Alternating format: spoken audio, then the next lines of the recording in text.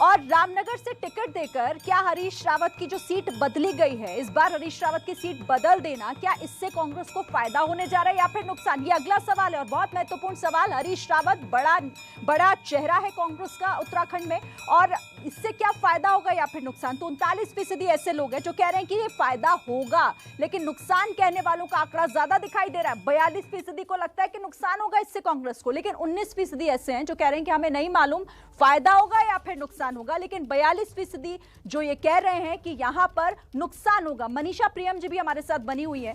मनीषा प्रियम जी, आपको क्या लग रहा है? सीट बदल दी गई हरीश रावत की, आंकड़े ये कह रहे हैं 42%, सर्वे कहता है कि नुकसान होगा। आपको क्या लग रहा है कि इससे नुकसान होगा या फायदा?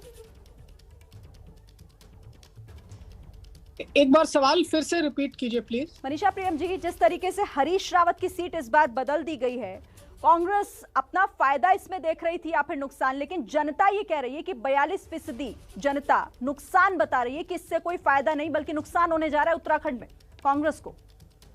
नहीं, हरीश रावत को एक छवि दी जा रही थी कि बिल्कुल आश्वस्त रूप से वो लीड कर रहे हैं रेस को, भाजपा के खिलाफ भी और कांग्रेस की तरफ से भी।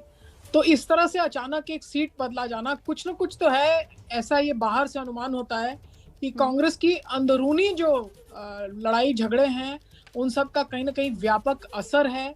चुनाव में क्या होगा ये तो चुनाव तक रुकना ही पड़ेगा, लेकिन अगर दमखम से कोई नेता जो है वो सीट से नहीं डरता कि किस सीट से उसे लड़ना है और क्या है, और हरीश रावत तो बहुत ही सीजन्ड पॉलिटिशियन है उत्तराखंड के, और काफी सारे सर्वेज में वो आगे भी चल रहे हैं।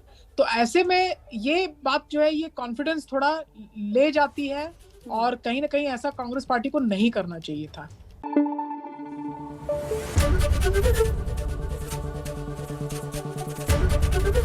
एबीपी न्यूज आपको रखे आगे।